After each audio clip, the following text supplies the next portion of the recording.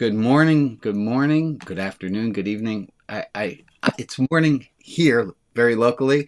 I'm joined by a group of people on Zoom, and there's still more people joining, but I'm going to go quickly. Did you see the butterflies?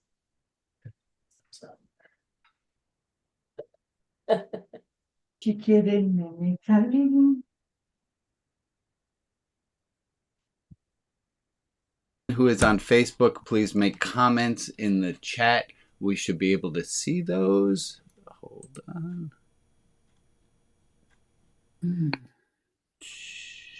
I can't find. Okay. All right, I got it. I'm going to put a comment up. Say hello, chatters. Okay, and then I'm going to pretty much ignore them for a while. I have an outline somewhere, but I can't find it. Oh, I got it. Okay, that's great. I have a paper here, and it's at the very top of my outline. There's an arrow, and I thought, I don't know what that is, but that means go see the note card that's over here. So the Saturday service, that is what we are doing. This is the Saturday service. Hi, Chad and Lisa and Ann and Candace and Ellen and Andy and Carol and Michael and all the people who I said hello to before. I'm glad you guys are here. I wanted to do a quick how this works, a little guide. We keep everyone's microphones open because I like a community. I like people to be able to be heard. This is not a perpetual motion machine. This is not an elaborate Rube Goldberg where the thing just keeps moving on its own. This is interactive. But that being said, if you find, hey, wait a minute, I'm muted. I don't remember muting myself. That's because one of my lovely helpers has muted you because there was extra noise on your line. When you unmute yourself, please give yourself a moment of pause to think, I wonder if there's background noise going on. I wonder if there's something I should do to keep myself from getting muted. We had a little problem the other day. So here's what this is. Let me change screens. This is an experiment. The whole Saturday service is an experiment in asking people, would you like to join a group? What is the group? Oh, it's a group of people who are committed to showing up as their best selves and seeing, can they learn? This is like a reality TV show, but better. And the question that the producers had was, can the people who all join learn to just be as kind as they can be to each other, and in doing so, learn to be kind to themselves? I think that's what we're doing. We're doing a great experiment in, if we are welcomed into an arena, into a space where we are kind, we're asked to be kind, can we learn?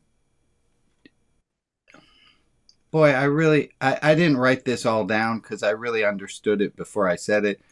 So what this is the one thing I wrote down. I said, what this is an experiment of showing up as our best selves.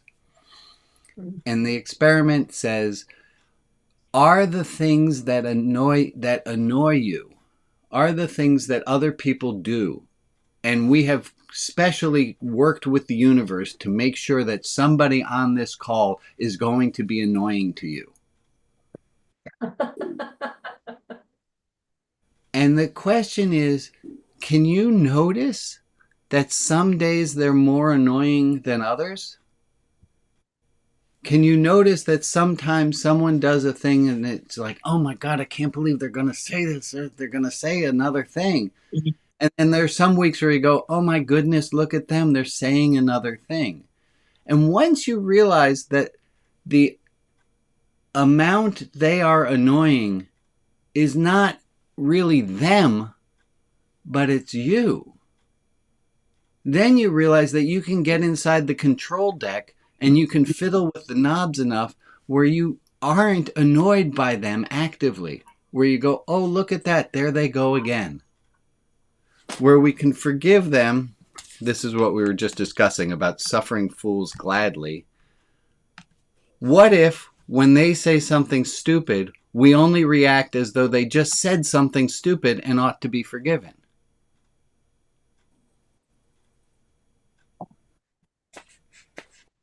Funny enough, I did a poll as people were joining in the half hour before the official start. And I did a poll and I said, do you tend to be kinder to yourself or do you tend to be kinder to others? And you can see the results of the survey right there.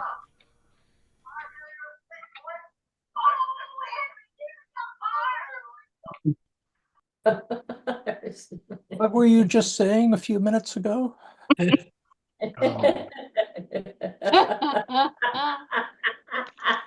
How annoying. Jack's headphones are off, so how annoying it is to have somebody not realize that there's noise behind them. How annoyed we are by that can let us know how annoyed how we are.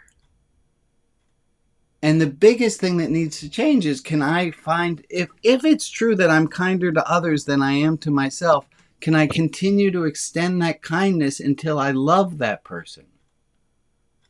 And that's what this Saturday service is. It's an experiment of, look at all the people on the street.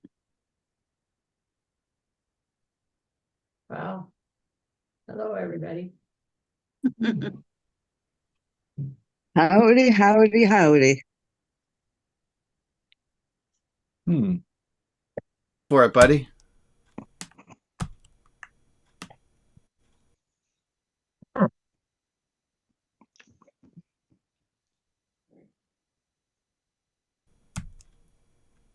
Brian, we can't hear you. Oh. I don't know. Maybe John's trying to be very clever and play a game here. What? Did you Brian, call him? we didn't hear you for the last few seconds. So all that wisdom has just gone out into outer space. Maybe the aliens can use it. Who knows? Let me try this. How annoyed we are by what's happening in front of us has more to do with ourselves and our mood than anyone else.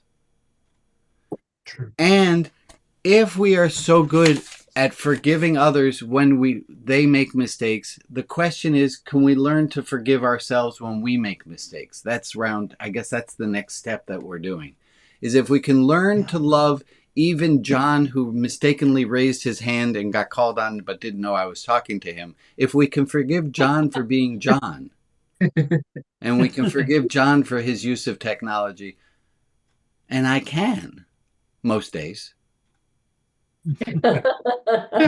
John's hand is still up. Yes, John, would you like to say something? Oh, that's when you couldn't hear me, was when I was asking John, do you want to say? Oh, shit, now it makes That's sense. Okay, correct. good. Go ahead, John. Would you put the quote back up again, please? This one, when they say something stupid, what Yes. if we only react as though they said something stupid and ought to be forgiven?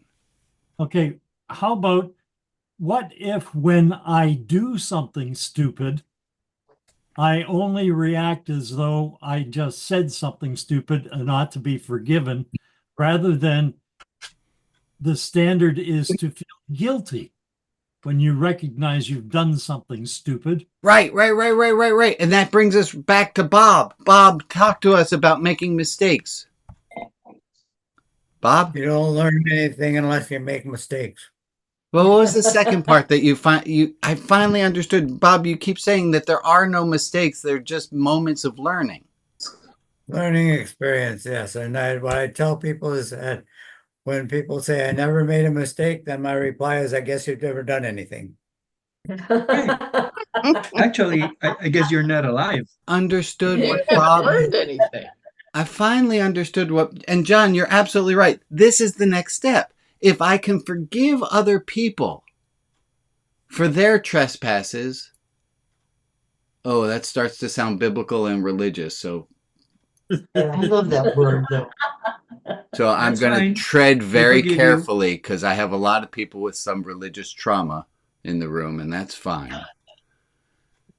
If I can forgive, if I'm kinder to other people than I am to myself, and I can learn to forgive them when they say something stupid, then we can level up to John level, and I can say, what if I forgive myself when I do something stupid? And that's going to bring us into our topic of today. And our topic of today, it is our final session on the topic of enoughness. And the reason it is our final session has to do with Donna Summer's song, Enough is Enough is Enough. Thank you. I wrote that joke this morning, and I was damn proud of it. So we're going to talk about enoughness, but before we do that, we have a report to have from the Religion Outside the Box intern. We should have a theme song and fade in with lots of balloons and things, but we don't have the technology. Oh, Oh, Brian, you're gone again. we lost What- you again.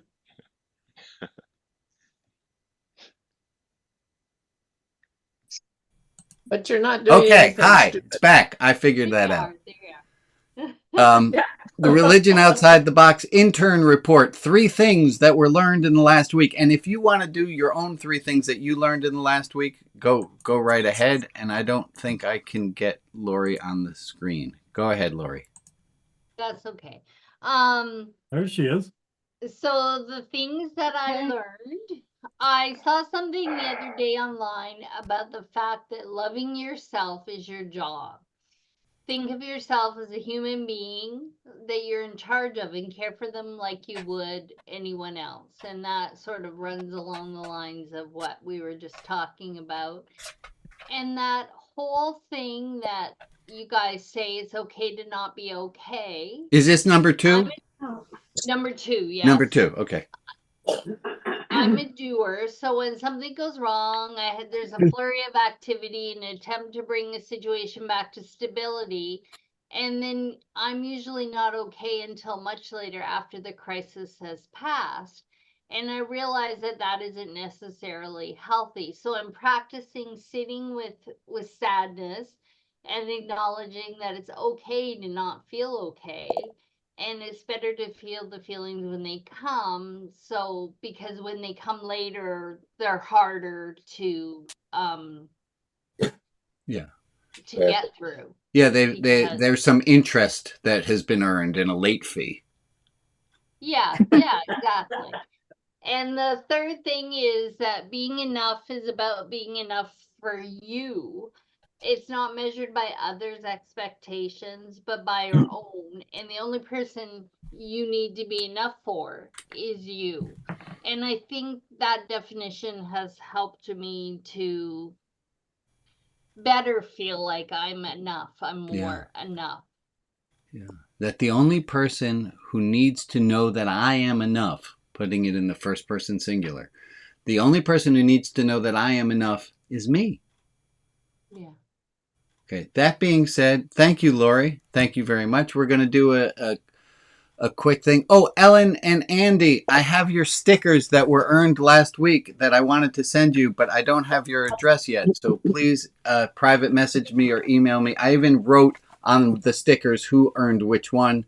So I got an Andy sticker and an Ellen sticker, but they're still here. Uh-oh, I went on a tangent. And my brain is not cleared for tangents right now. You know what If we're going Oh, on I with- remember what we were going to do. Okay, so if your hand's at the very top of the screen, that means A+. Your hand all the way off the screen at the bottom means an F. And somewhere here is about, I don't know, between an A+ and an F. Let's say that's a C, a B or a C. What I want you to do, and this is, hold on, we've never done this before, and we might. Oops. We lost your audio again, Rabbi. Get that. Okay, I want to see on your screen. Lori is the Religion Outside the Box intern, and all of you are Religion Outside the Box. So I want you to give Lori a grade for how she did on her 3-point assignment. Oh, yeah. Okay, I'm kidding. Don't do it. Don't do it. Don't grade Lori. Don't grade Lori. But I wanted to try something, which was to see, Lori, you just talked about enoughness. And I just said, we're going to grade you. And I can only imagine that there was a moment of, oh, shit. There was. There was. And if we really understand, if we really understand this idea of enoughness, that it comes from me, I don't care what grade the ding-dang professor gives me. It's really hard to do. We've all been trained really well to care about the opinions of others, sometimes or even more so than we care about our own opinion. Thank you, Lori. Oh, that's fine. This is not graded. I did warn Lori ahead of time that we are going to do a little experiment, and she should not take it personally. Meg, I think you wanted to say something. I think you told me to say something. Yeah, but I asked you to make it sound spontaneous. Hey, Rabbi. Yes, I had a Meg. question. Yeah, Meg, go ahead. Go. How Well, live? you be quiet while I talk. I have been wrestling with something all week. And that is, how can we stop being cruel to ourselves? That's spontaneous enough. It was spontaneous enough. Great, the question is, great. how can we stop being cruel to ourselves? Anyone else struggle with that question? Not struggle with the question, struggle with the answer. I have an answer to how we can stop being cruel to ourselves. And it's actually, like I have a joke about, I have a great way of teaching you patience, but I can't tell you that right now. It's clever. But I actually have an answer to how to stop being mean to ourselves. And it goes like this. Stop being mean to yourself. Okay. Would you care to know that's not helpful? I think I would care to know if it were not helpful. But I think it is helpful. How do we stop being cruel to ourselves? As we start it by stopping being cruel to ourselves. Yeah. It's simple. Is it easy? No. But just keep going back to, am I being mean to myself, and do I have to be?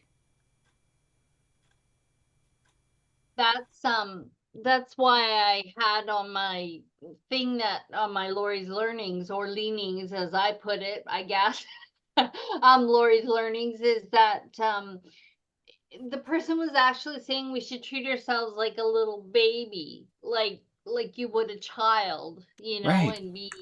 and be loving and caring, and so whenever I give any counseling to people, I always ask them what they would say to a friend who was going through the same thing, and it's always 10 times nicer than what they're saying to themselves. Absolutely. What we need to do to start being kinder to ourselves is to stop being mean to ourselves. The way we can stop being mean to ourselves is by stopping being mean to ourselves. I got a flurry of hands. Let's go Michael, Missy, and Bob, and Shmuley. Thank you. This is a very important question, Meg. So I appreciate you bringing it up the way you do. And my first reaction was get help. That would be number one. Number two, from what I've learned and I'm still learning, is to acknowledge, recognize what it feels like to feel bad. Yeah. And note who's doing it. And it seems to me then if you say, okay, it's happening or I'm doing it, it's kind of a bridge between it's happening and I'm doing it. Thank you, Michael. And also your idea of those are let me just finish my sentence. Go ahead. So those are the parameters, I would guess. That's from psychotherapy. Right. And I want to underline what you said is if you can't do it yourself, get help. Yeah. The first thing you can do is you can ask your friends, you can ask people, you can say, I need help.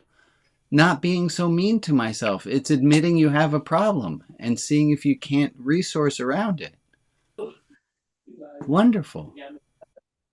I'm before we continue with Missy, Bob, John, other people, I want to tell you the moral of the story for today. And the moral, oh, no, there it is. If we are enough, we can do less /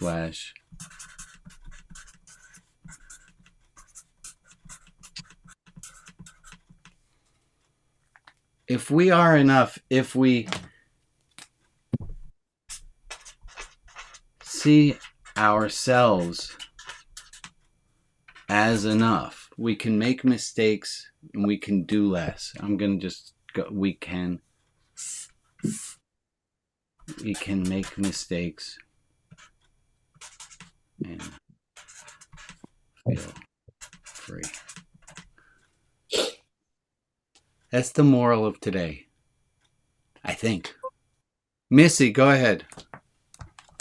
Well, I noticed when Meg asked the question, how to stop being cruel, that I thought initially that cruel was so harsh, but then I realized for me anyway, it's so subtle sometimes that I don't even realize I'm doing it to myself until like it's kind of culminated and I've got myself into a feeling of unworthiness or not enoughness because I haven't noticed that I'm not being kind to myself. It is subtle. Thank you. Thank you, Missy. Bob, thank you. And Missy, you are enough, just in case you had any questions. According to the 54-year-old white man. Okay, great. The major the major influencing and important population. Thank you. Right. Right here. It's all. Go ahead, John. Oh, we were on Bob. Sorry, we were on Bob and then John.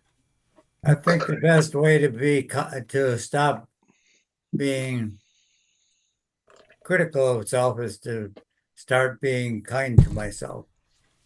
Right. They're two parts of the same banana. Right. John, thank you. To stop being, then stop doing it. I think successive approximations would come into play here as a tool. And explain to us, I think I understand what you mean by successive approximations. What does that mean for those of us who can't didn't immediately go from being cruel to not being cruel. You have to work your way towards there. You have to allow yourself, okay, if I'm cruel to myself 6 times today, then maybe tomorrow I can do it 4 times or 3 times. Right. And today I did it 7 and let that go and not add an 8th by beating myself up. Yeah. Beautiful. Successive approximation. It's the 5 stages of learning that we've talked so much about. We do it slowly. We get there. We need hints at first. Then we can and finally we can get to doing it without help. Go ahead, Shmuley. One thing that I remember you stated several weeks ago was that when you had students, you said that they all started with an A, and then they were continually learning, to keep that A. And you stated that they did things better because they weren't bogged down with the idea, oh, I need to get an A. And the way I see it is that I see life as a learning experience. And of course, I make mistakes. Everybody makes mistakes, but I shouldn't be moralistic about it because I'm still learning. Right. They're still learning. So when I make a mistake, it's just a learning process. I shouldn't treat myself badly because I made a mistake. It's just a mistake. I'm learning. Thank you. If I weren't learning, I wouldn't make a mistake. Thanks, Shmuel. I'm going to come back to our commentators in a second. Yesterday, I had a project I was working on, part of putting together the ebook for the book, putting together the digital edition, and it blew up, and I was having a horrible time, and I wasn't being mean to myself, but I sure couldn't find any way of being compassionate to myself. I thought there was a point in that, but maybe there wasn't. Go ahead, Ray. Well, I'm sitting here listening and thinking that if we truly feel that we are enough, it will perhaps be easier for us to forgive ourselves when we make mistakes. Right. Equally, we are less inclined to give a shit what other people think. If I'm enough for me, what do I care what someone else thinks? If we see ourselves as enough, help me as to long as fix I'm it. not hurting other people, yeah. We can make mistakes, feel free. I think that falls under the feel free part. I could not give a shit what other people say. Yeah. Thank you, Rafe. Ellen and or Andy. Well, are there times that we really aren't enough? And are there some people who aren't enough? Is there a continuum, or is it just assumed that if you're human, you're enough all the time? That's a great question. I have to assume that we all are enough. We might not all do enough. We might not all do the right thing all the time, but I think at our core we must be enough. Maybe I'm doing that because that's how I want it to be. I have to think about your question more. Thank you for asking it, Ellen. Carol. If you really believe you're enough, do you aspire to anything? Yes, it doesn't mean that I do enough. It just means that I am enough. I still have to get my ass out there and help make this election go the way I want it to go. Even though I know that I am enough doesn't mean that I do enough. They're separate. I still need to be motivated to do things. I just don't have to beat myself up while I'm doing it. Does that work, Carol, or help give you have a quizzical look on your face still? Well, I think we have to recognize that we're not where we should be, that we are moving toward it, that that's the direction of our life, but we're not there yet. Okay. I think. All right, that's all. Wait, no, help me put. I want to add that in. If we see ourselves as enough, we can make mistakes, feel free, and still strive. Yes. Yes. Strive for better. In small approximations. Right. Thank you, Carol, for adding that in. Well, and I would say, and still strive to grow. Yes. It reminds me of the story of the prince and the pauper. The prince was still a prince, even though he changed into the pauper's clothes. Right. I don't know if that helps. Let me some new hands. Jeff and Meg had their hands up. I'm gonna let people in the pool first time before we go to second times. Jeff and then Meg. I want to go back to what Ellen said. in that there are times that we know we are not enough, that we need to do a little bit more. That if I need to do a project, I have not, until I complete the project, I don't feel I have given enough to it until it's completed. So there are times that it's a within ourself kind of thing of I have not done enough yet to get done what I need to get done. So So it's a there are sliding three scale. there are three categories here. There's am I enough? Do I do enough? And do I have enough? There's am, have, and do. And do we do enough? No, I don't think we are doing enough. Doesn't mean that we are not enough. It just means we're not doing enough. Well, what we have is we have to be enough within ourselves in order to do anything.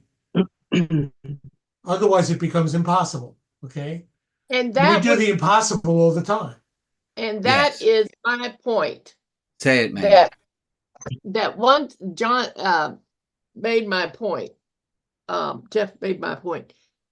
If I feel like I'm enough, then I can decide what I want to work on. And I You're can not leave working from a place of scarcity, correct? I'm working from a place of plenty Correct. and security. And then I can decide, okay, I'm going to vote or whatever. And I don't have to worry about the rest of me because it is enough. Thank you, Meg. Ron, first time caller, Ron, and then I think that's Andy after Ron. Okay, I'm going to insert a little bit of religiosity in here. So I feel like this is sort of coming into the state of faith and works. I can have faith that I am enough. But if I don't demonstrate my faith by my works and how I treat myself and others, then, show me your faith without any works. I shall show you my faith. By my works, faith without works is dead. Yeah. Thank you. That ties right back into what Meg was saying and Jeff was saying, John. Andy, first time caller, go ahead. One of my questions about this is, can we totally eliminate what other people think in our own appraisal of are we enough? And I'm just thinking of myself in relation to this. I have blind spots. We all have blind spots. And I think sometimes Ellen has reacted to things that I've done, and I have not realized that they've been hurtful. And a kind of a corollary is I haven't realized the impact that I've had until I get feedback from other people. So I guess the basic question I'm struggling with is, can we really totally eliminate how other people see us and the feedback we get in our environment from our sense of are we enough? Right. We shouldn't ignore. Right. But if somebody keeps telling you you are not enough, I don't know, maybe you were born under this and told your entire childhood up through your adolescence that you were born with sin. It's really hard to unlearn that you're not enough, that you're flawed from the start. Yeah, it's abuse of violence. Thank you, Jack. I'm going to do one more round of Michael and Carol, and then we're going to go into small groups. Well, just very briefly, what Ron said pretty much echoes, and what Meg said again, and what Ellen, I think her name is, brought up. I lost her. What Ellen brought up started this different layer, and that is that again, the faith, having faith, achieved it somewhere in life. A message got through that within you, within us, is capacity. It's there. It's within us. It is. I'm a rabbi, but I'm not going to go into down that rabbit hole, but that's very touching and very helpful. And yeah, that's what makes this religion. That's what makes this religion. This is the whole point. Yes. Carol? Thank you, Michael. This week, a woman died who was 117 years old. And she was asked, "How did you live so long?" She said, "I stayed away from toxic people."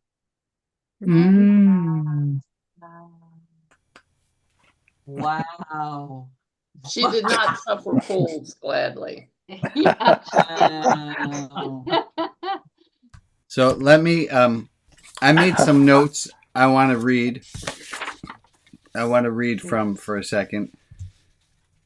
Despite the possibility of ourselves not even believing it, despite the possibility of our own selves not necessarily believing it, we are enough. Despite the possibility of despite the possibility of even you not believing it, you are enough. Despite the possibility of me not believing it, I am enough. I'm not saying that we have enough or that we, you or I, do enough. I'm saying that we are enough. There is always more to do, and as long as we are alive and requiring sustenance, we will never have enough. But at our core, we are enough. We are enough. We have to be. Even if and when we doubt it. There are benefits to knowing we are enough. We know we are enough. We magically have more and do more than we would have if we didn't know we were enough. If and when we know we are enough, we don't need to be perfect. If when we know we are enough, we can make mistakes without holding our breath. If when we know we are enough, then we don't need other people to fill us. If when we know we are enough, we don't need to react to craziness as much. When we know we are enough, we stop seeking. Benefits of not knowing we are enough. Benefits of not knowing we are enough. We don't have to change. Detriments of knowing we are enough. What are the problems with knowing we are enough? I had a hard time figuring this out, but I said sadness for not having thought of it earlier. Sadness at seeing how many people attempt to fill themselves otherwise. How do we come to believe we are enough? Affirmations from self and others. How do we know we are enough? Gratitude. And we're going to do a gratitude exercise in a moment. How do we know we are enough? How do we come to believe we are enough? Others. Let me do others. Others. You probably are most like the 5 people with whom you spend the most time. If those people are blank, and I let you fill that in yourself, and that goes with the 117-year-old we were just talking about. How do we come to believe we are enough? Surround ourselves by people who believe in us and stay away from people who don't. How do we come to believe we are enough? It's much like falling asleep and pretend. It's much like when we fall asleep, we at first pretend we are asleep. We can come to know we are enough by pretending that we are enough.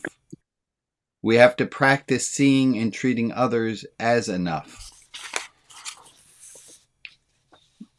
That sounds like fake it till you make it. It is fake it till you make it. That works. Yes. How do we know we are enough? Is we start to believe we are enough. I want you to look at the people on the screen.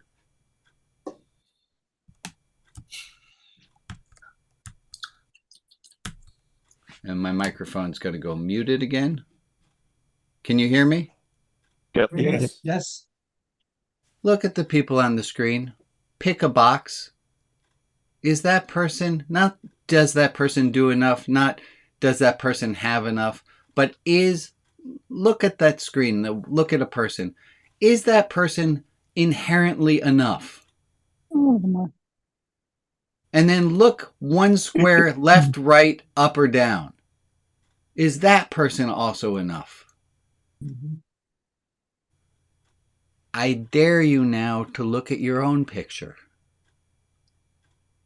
Other people see that you're enough. Can you see it for yourself? We'll break into small groups in a moment, and I have an exercise for us to do. There's a tradition in Judaism, and we do it at a Passover Seder, and we say the word Dayenu. Dayenu means it would have been enough for us. There it is in Hebrew and then in English, Dayenu.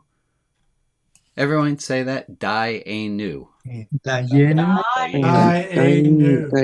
Dayenu. Dayenu means it would have been enough for us. Here's what I'd like you to do. I'd like you to find a piece of paper, and I want you to write down a thing. It would have been enough for me in my life if blank happened.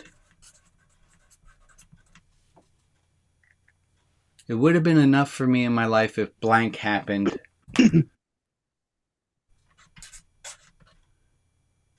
Dayenu.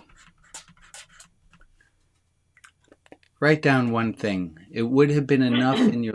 You would be content if this thing had happened. It needs to be something that did happen, not something that's aspirational that you hope will happen. It would have been enough in my life if I had just been born healthy. Would have been enough in my life if I had been born healthy, Dayenu.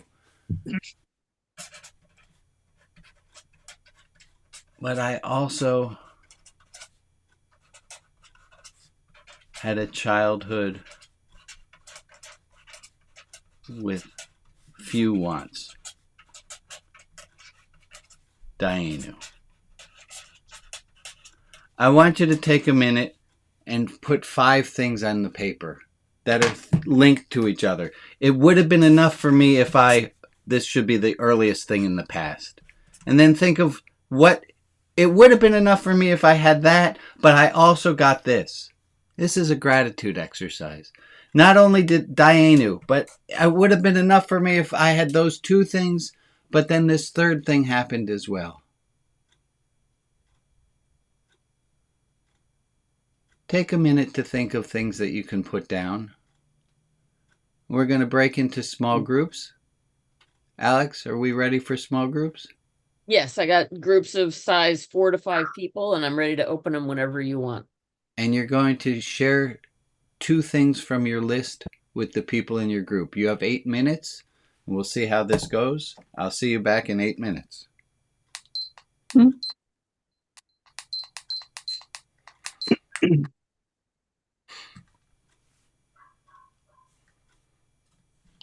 I'm going to look over at my friends who wrote comments.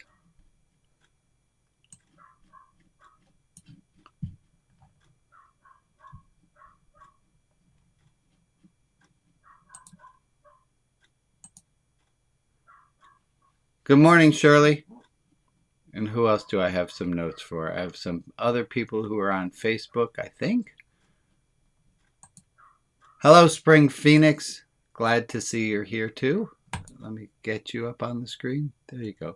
Easier to be kind to myself when I think of little me. Oh, that's a great idea. 7-year-old me. It's easy to be super kind to her. Wonderful idea. What a great one. Thank you for adding that in. Do we have other people who are on?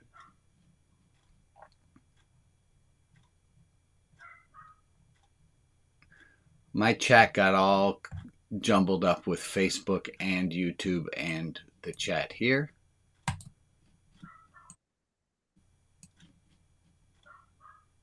Oh, I'm going to go on a tangent. There we are, Spring Phoenix. I thought of you, my dear friend, because I was doing a conversion and somebody took the name Bacha, means the daughter of God, the daughter of the heavens. Bacha ben Avraham u bat Sarah. Bacha, the son of Abraham and the daughter of Sarah. And I just was so excited to see those two things combined on a conversion certificate. And I thought of you, my dear friend. Anyway. Hi, Alex. It looks like you and I are the only live things moving on this screen. I think so. What do you think of Spring Phoenix's idea of it's easier to do if we think of ourselves as little 7-year-old Alex, little 7-year-old Brian, and we know to be kind to that part of ourselves, but not necessarily to the older version? I think that it is. I think it's much easier to be kind to children than it is to be kind to adults. And I think that if you think of yourself as Why? Well, I think why? Because people don't. Well, as a rule, you know, I don't want to say that it's universally true, but as a rule, people expect less from children than they do adults, right? You know, you don't expect that a expect kid a will 7-year-old to be able to drive a car or to be able to, you know, have perfect handwriting, or, you know, there's lots of things that little kids can't do because they haven't either learned how or practiced enough. Right. Keep going. And so because, you know, most people understand that children are going to perform at a certain level, that, you know, an adult you would expect to be able to drive a car this well, a 7-year-old can't even reach the pedals. Well, I'll give you the driving one, but how about just making a mistake? If the adult makes a mistake and a kid makes a mistake, we're more forgiving on the kid for making the same mistake because the kid should not have known better, but the adult should have.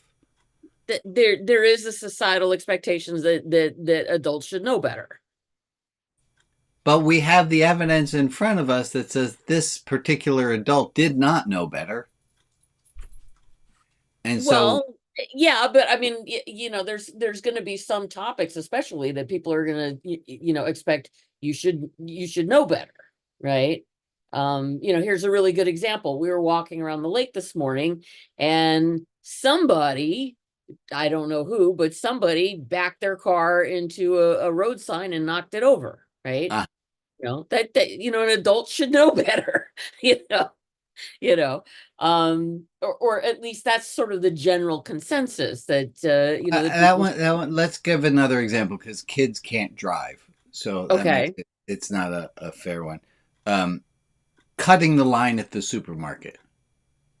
A kid goes to cut the line at the supermarket. We can assume that they might not have known any better. An adult goes to cut the line at the supermarket, and do we have more right to be madder at the adult than the kid? Well, you know, I don't know if we have a right, but I think we're gonna feel that way. Yeah. We're gonna feel poised to be more angry at the adult than at the kid. Right. I mean, you know, similar tale. Scott and I went out to get bagels the other day, and there was a woman and her two kids who were trying to come in the store as we were leaving, and the woman had to tell her children, no, you have to wait, let the people who are in the store come out. Right. For us to come in. And I think that and I remember thinking, wow, that being a little surprised, because I thought the kids were a little bit older than needed to be told that.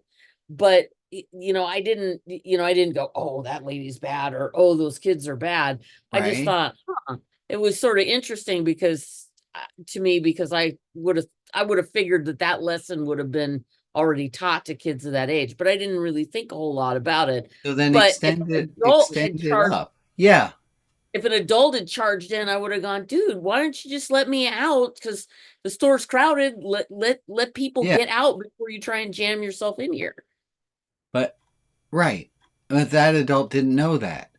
Well, I don't know that they didn't know it so much as, you know, are they, one, I think that there's a certain amount of logic involved. And two, there's a certain amount of, I don't know, selfishness involved, right? And so I want to bring it back to forgiving ourselves. Would we forgive? We're not forgiving them. They're old enough. They should have known better. But when we make a mistake, it's just hard to do because we can't get in our own way at the door of the supermarket. So that example doesn't hold. Missy, you just jumped back in on us. What's going on, friend? Good. I've been listening to your conversation, and I wanted to add that what I'm noticing is that there's a presumed innocence of children that I don't have of adults. Yeah. And the word innocence comes to me out of A Course in Miracles, but that's part of that learning and making mistakes and stuff. But with kids, we have a presumption of innocence that I think right. We lost that when it comes to ourselves. Mm-hmm. Why? It's a precious commodity, and it is something that I don't have access to very often. But this often. goes back to Bob, right? You don't know what you don't know, and you can't beat yourself up for not knowing what you didn't know. You just you can. It just might not serve very well. Yeah, definitely. Gonna add in. We have a comment. Spring Phoenix is joining. Come on, add to broadcast. There it is. I think of how joyful and innocent I was as a child. Little of that is lost each day. So when I'm kinder to little me, I'm able to bring some of that playfulness back. Being kinder to ourselves. Yeah, thank you so much for sharing that, Spring Phoenix. Let me get us back to, it looks like our small groups are ending up. Welcome back. Alex, I lost track of the timer. Are they on their last minute? I didn't set a timer because you had a little timer, egg timer. What's on your egg timer? I have, you should be ending our rooms then. Then I will end the rooms.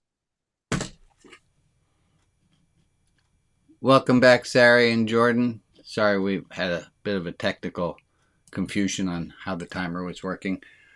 How's being kind to yourselves? Are you enough? Most of the time. Sari? I think it depends on the situation. How about today? What else is going on? Today, for sure. The weather's nice and it always helps. So that's good.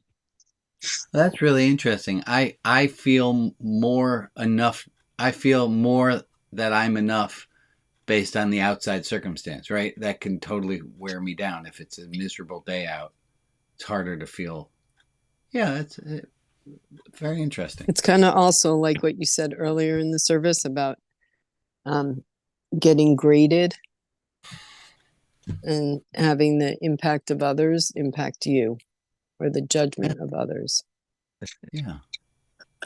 Huge lots. Well, Yeah. here comes. Okay. Here come everybody back. Welcome back to everybody. Dianu.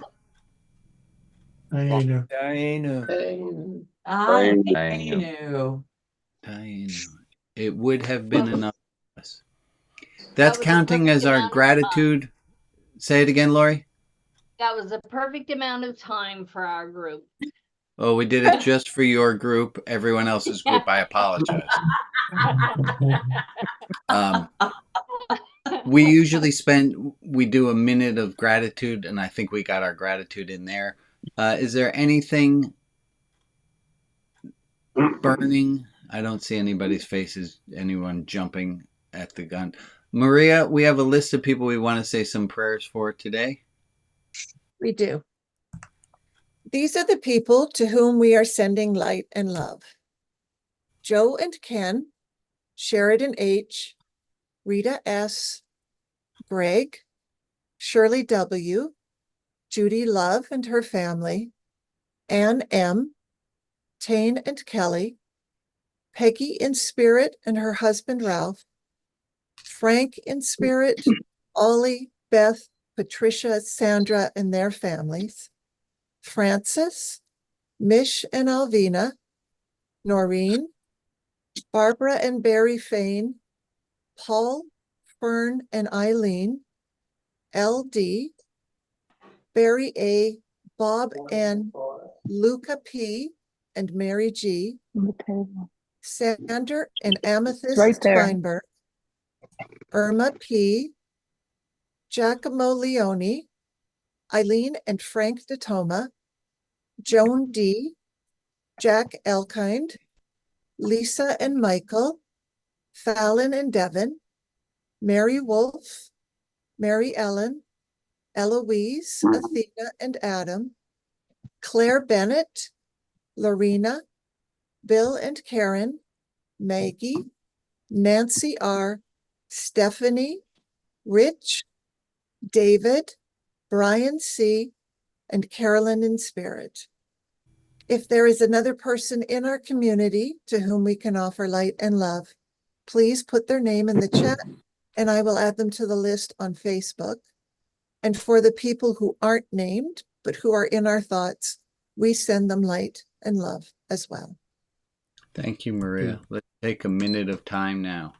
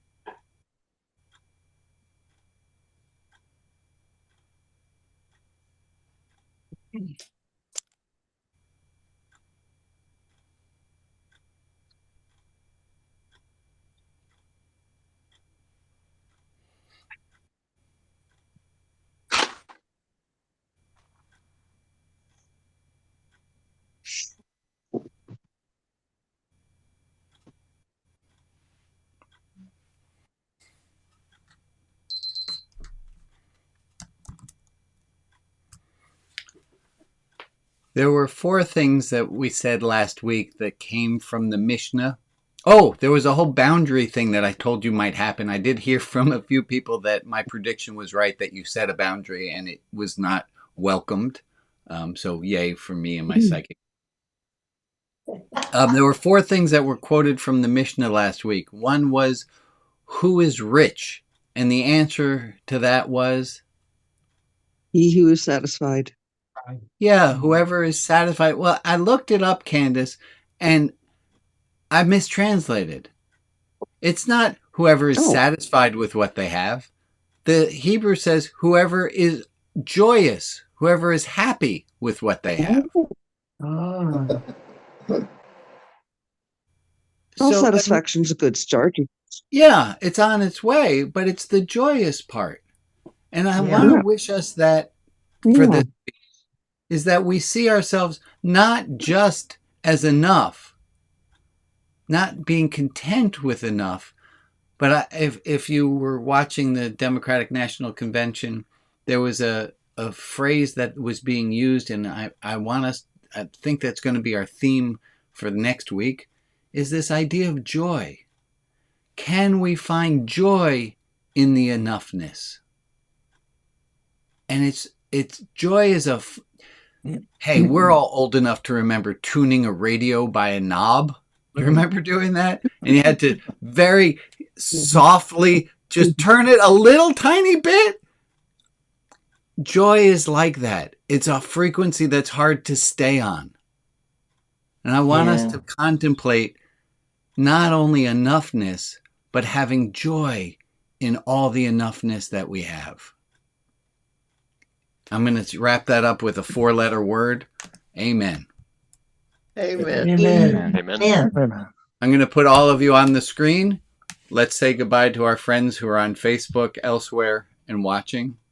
And we'll stop our recording.